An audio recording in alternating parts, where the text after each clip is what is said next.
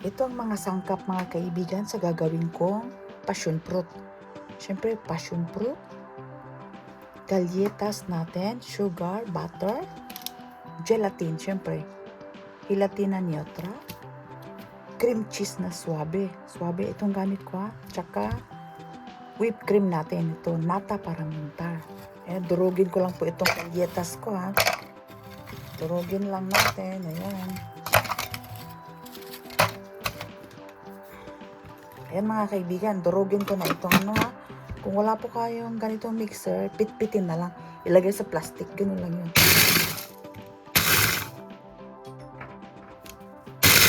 Ayan, durug na durug na yan ha. Ngayon, ilagay ko yung butter. Ayan, yung galletas ko na 150 grams. Tapos ito, 150 grams din na butter. Ayan lang siya. 150 grams na butter. Mix. Ayan. Diyan na yung butter.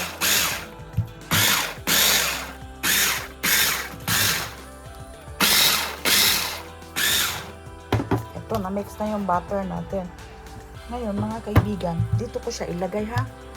Ito, sa molde na ito. Kahit anong molde ha. Ayan. Ayan, kasi konti lang naman yung gagawin ko maliit lang. Kaya dito ko siya ilagay. Mga kaibigan ha. Kailangan pitpitin talaga natin. Ayan na siya. I-chill muna natin. I-chill ko lang ha.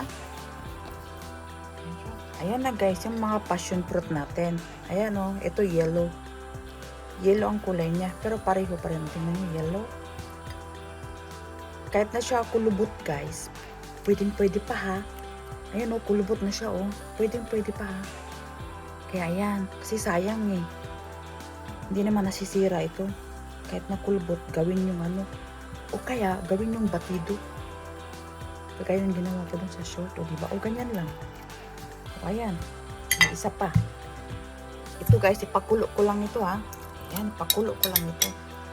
Bali, 6 lahat na passion fruit lahat. Magdagdag lang ko ng tubig na 2 tablespoon. Ayan. Pakuluin ko lang. Ayan na mga kaibigan, ako bulo na. I-off ko na. Pwede na yan. Ayan na guys, strainer ko lang ha. Ayan.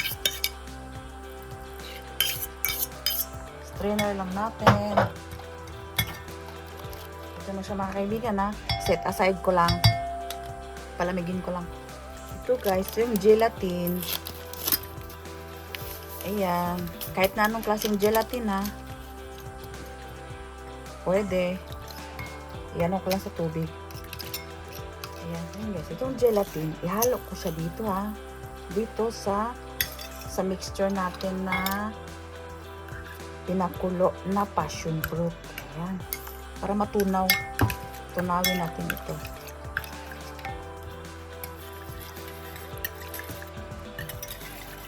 Ito, tunaw na. Set aside ko lang ito. Ayan, batir ko na po itong natin ha, yung nata. Ibatir ko na po itong nata. Kailangan malamig na malamig mga kaibigan ha. Malamig na malamig at saka itong asukal natin. 2 tablespoon na sugar. Ayan. Ibatir ko na ha.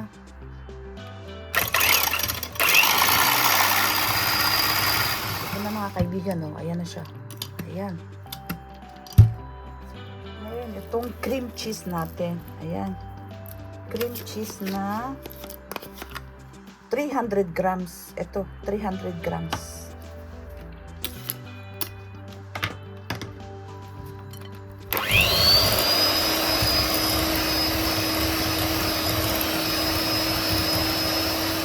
Ilagay ko na itong whipped cream natin.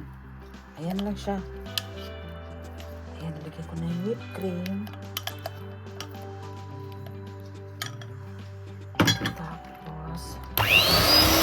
Ayan na guys ha. Ihalo ko na yung kalahating mixture natin dito. Hatiin ko ito. Para ipaibabaw ko mamaya. Doon sa ibabaw. Ayan, hatiin natin. Ayan, niya, bango. Masarap po ito. Dati ayoko nito. Pero ngayon, masarap-sarap niya. guys ha. Ayan na guys ha. Ilagay ko na siya dito sa galletas natin. O ganito lang kadali yung yung passion fruit cheesecake. O diba? Wow. Ang amoy niya. Ayan, ganyan lang siya. Diba? Ang sarap na. Lasang passion fruit. Ayan. Tak-tak-tak lang natin. Ngayon, palamigin ko na ito. Hanggang sa mag-firm na siya. Ito na guys. Pwede na nating ilagay yung ayan, medyo matikas na ng konti. Ngayon, ilagay ko na itong nilagyan ko lang siya ng yung seeds niya ba? Yung kanina. Ayan. Ngayon, pag tumigas ito, ilagay nyo lang sa microonda. Itong mix na ito. Itong maracuya na ito. Ay passion fruit. Ilagay nyo lang sa microonda, sa microwave ba? Para matunaw siya ulit. Kasi syempre naghihintay tayo para titigas itong mixture natin. Ayan, tingnan nyo. Wow! Maracuya na talaga. Ay, maracuya kasi sa Espanyol. Ayan na mga kaibigan ha. Ibalik ko ulit siya sa ref. Ayan, palamigin ulit natin. Ayan na mga kaibigan. Na siya. Nag-firm na talaga siya ngayon. Na tayo. Ayan madali lang siya. O ganyan lang. Sa kabila. Ayan. Kasi kabilaan ito Kahit na anong molde, pwede naman. Kasi gelatin naman ito Ayan. Ayan na siya. Wow. Ayan. Kabila din.